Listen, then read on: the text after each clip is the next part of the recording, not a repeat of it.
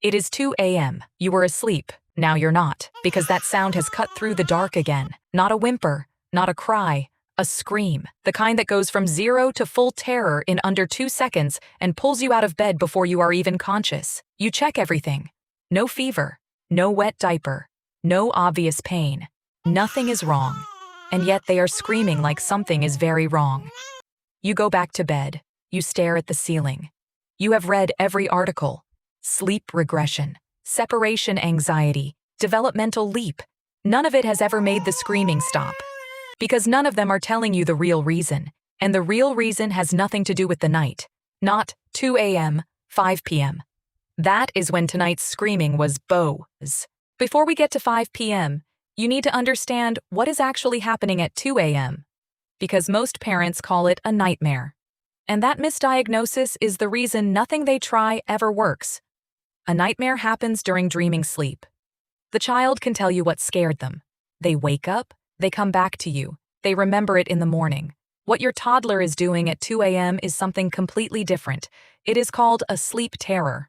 It happens during the deepest stage of non-REM sleep, during the transition between sleep cycles. The child is not dreaming. They are not awake. They are caught in a neurological no man's land where the part of the brain responsible for fear and alarm is firing at full intensity, while the part responsible for consciousness and memory is still completely offline. This is why they scream without waking, why your voice cannot reach them, why their eyes can be open and see nothing, why they have no memory of it in the morning. The brain is not reacting to a dream. It is reacting to a stress load it was carrying when it fell asleep, a load that was never discharged, a load that had been building since 5 p.m. Sleep terrors are not random. They are not developmental milestones. They are not something to wait out. They are a signal from a nervous system that was overwhelmed during the day and had nowhere to put it. The scream at 2 a.m. is not the problem. It is the bill arriving for something that happened hours earlier. So, what loaded the bill? And why does it always arrive at the same time every night?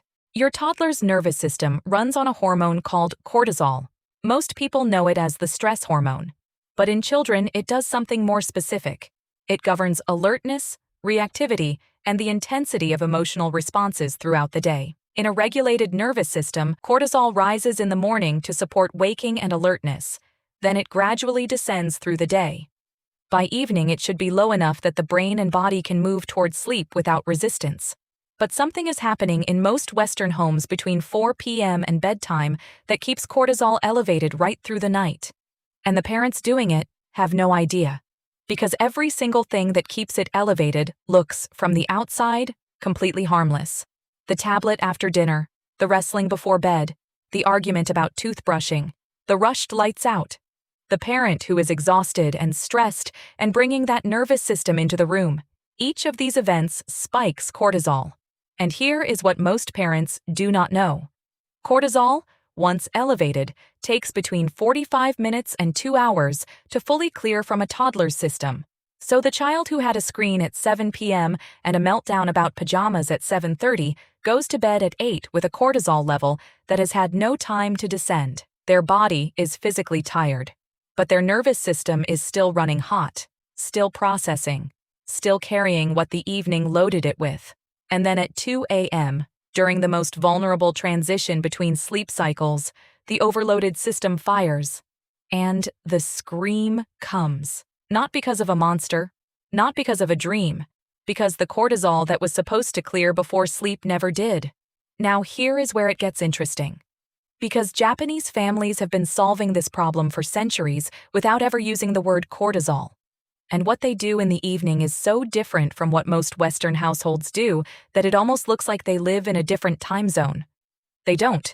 They just treat the evening like it matters. And in doing so, they protect the night. In Japan, the evening is not the chaotic end of a day. It is its own phase, a deliberate transition that has its own pace, its own rituals, and its own purpose. It begins with something called the ofuro, the evening bath. But the ofuro is nothing like the rushed, functional bath that most Western families squeeze between dinner and bedtime. It is warm, it is long, it is unhurried, and it works at a biological level that most parents have never been told about. Warm water immersion activates the parasympathetic nervous system, the part of the body responsible for rest, digestion, and recovery. Within 10 to 15 minutes of entering warm water, cortisol begins to drop measurably. Heart rate slows, muscle tension releases. The brain shifts from fight or flight into rest and restore. The ofuro is not a hygiene habit. It is a cortisol reset built into the daily rhythm of the family. After the bath, the Japanese home quiets. This is not coincidence. It is intention. Screens go off. Voices drop. The sensory environment reduces. The pace of the house slows to match the pace the nervous system needs to reach before sleep becomes possible. There is a concept in Japanese parenting of ma. It means purposeful space, the gap between things, the pause that gives meaning to what comes before and after it. Japanese evenings are built around ma, around the understanding that a child's nervous system needs a runway to land on, that you cannot go from full speed to deep sleep without a deceleration phase. Most Western toddlers are being asked to land without a runway every single night, and the crash that results arrives at 2 a.m. So what specifically is keeping the runway blocked? There are 4 things, and they are almost certainly happening in your home tonight. The first is screen time within 90 minutes of bedtime. The problem is not the blue light. The problem is the content. Fast-moving, emotionally engaging, visually stimulating content keeps the nervous system in an alert and reactive state, regardless of what the light does to melatonin. The brain cannot process exciting visual input and begin the cortisol descent at the same time. Every minute of screen time in that window is a minute the curve cannot drop. The second is high-energy physical play close to bedtime. The wrestling, the chasing, the tickling that produces the best laughs of the day. These feel like positive connection, but physiologically they produce the same cortisol and adrenaline spike as any other high-arousal experience. The child who is laughing hard at 7:45 is not winding down. They are loading up, and that load goes to bed with them. The third is emotional dysregulation during the bedtime routine itself. The argument about dinner, the battle over the bath, the negotiation about one more story. Each emotional spike re-elevates cortisol that was beginning to descend. A toddler who cried hard at 7:30 has cortisol that will remain elevated until at least 9 p.m. Put them to bed at 8, and you have put an overloaded nervous system into a body that is physically tired but neurologically nowhere near ready for deep sleep. The fourth is an inconsistent routine. The developing brain regulates itself through predictability. When the sequence before sleep is consistent, the brain begins releasing melatonin in anticipation. The cortisol curve starts dropping earlier because the brain knows what is coming. When the routine changes every night, that anticipatory preparation cannot happen. The brain arrives at sleep unprepared. And unprepared sleep is shallow, fragmented, and vulnerable. These 4 things are not bad parenting. Nobody told you they were loading the nervous system. Nobody connected them to the scream at 2 a.m. Now you know. And knowing changes what happens tonight. You do not need to rebuild your entire evening. You need 3 specific changes, applied consistently. Starting tonight, screens off at 6 p.m., not 7. Not after one more episode. 6 p.m. This gives the nervous system a 90-minute window before an 8 p.m. bedtime for the cortisol curve to begin a meaningful descent. The difference between screens off at 6 and screens off at 7:30 is not 30 minutes of extra quiet. It is the difference between a nervous system that arrives at sleep prepared and one that arrives loaded and ready to fire at 2 a.m. A warm bath between 6:30 and 7. Not a quick rinse.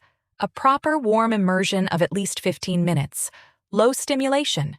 No high-energy toys. Just heat and stillness, and the parasympathetic nervous system doing the work it was designed to do. Make it the same time every night. Make it part of the sequence the brain learns to anticipate. Within a week, the cortisol curve will begin dropping before the water is even running, because the brain has learned what the bath means.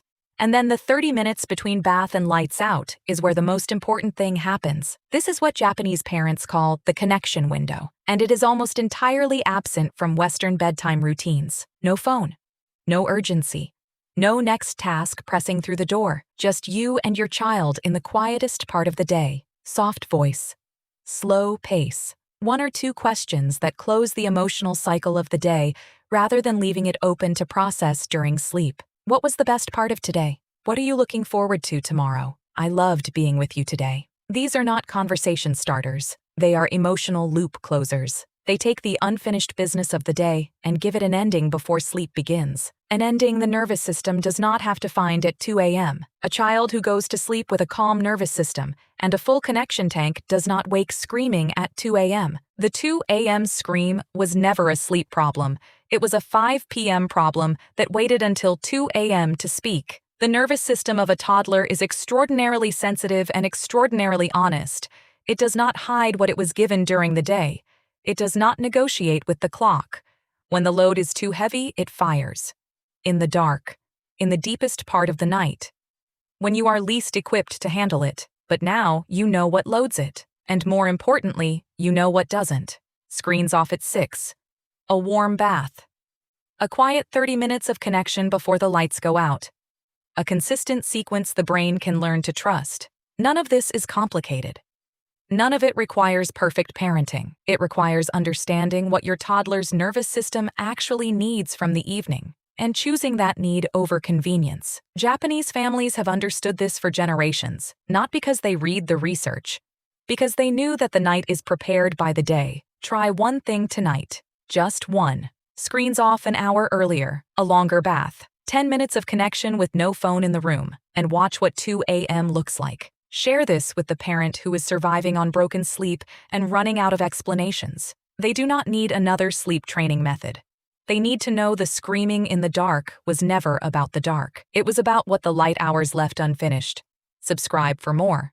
Because parenting makes far more sense when someone finally explains what is actually happening inside your child's brain. See you in the next one.